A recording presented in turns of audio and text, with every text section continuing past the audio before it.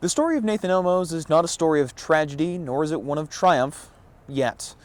When Elmose was a freshman for the Helena High Bengals, he looked like this, his right leg nearly completely wrapped up in a brace after sustaining an injury to his right knee a little under a year prior, an injury that had him and his head coach wondering whether or not he would ever wrestle again, an injury they remember well. I was wrestling in the AAU state over in Great Falls. He hit a stand-up. And the kid dropped my knee, and I went the opposite direction and tore it completely.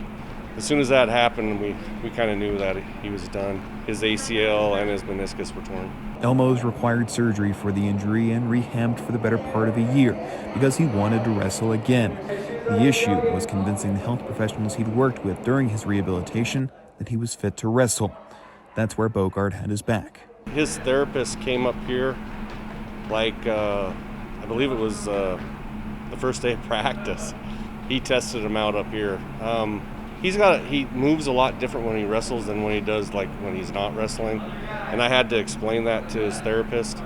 So he came up here to check to see how his movements were, and that's when he got cleared. Was actually the first day of wrestling practice. The stipulation, Elmose required that large knee brace to mitigate the risk of re-injuring his knee. It was just kind of a weird experience coming to practice every day, 20 minutes to take it on, 20 minutes to put it off. It was just no fun at all. Despite the various obstacles put in his way, Elmose pressed on because he knew something was on the horizon. I saw something ahead of time. I knew it was coming. I had something big coming. I just had to wait and get over the challenge and fear of having to tear it again. He fought his way through his freshman season to a state tournament berth, and though he felt comfortable enough to take the brace off last year, Elmose said he lacked the confidence to really go for it with his right knee. This season, he says he's letting it fly. I used to be afraid of it last year quite a bit, and that's why I didn't do quite as well. But this year, I have no regrets going back. I tear it. I get injured, but I'm just going out there and giving it 100%, giving it my all.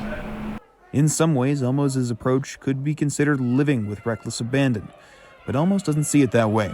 To him, this year is an opportunity to show other wrestlers who the real Nathan Elmose is. I call it having an opportunity again.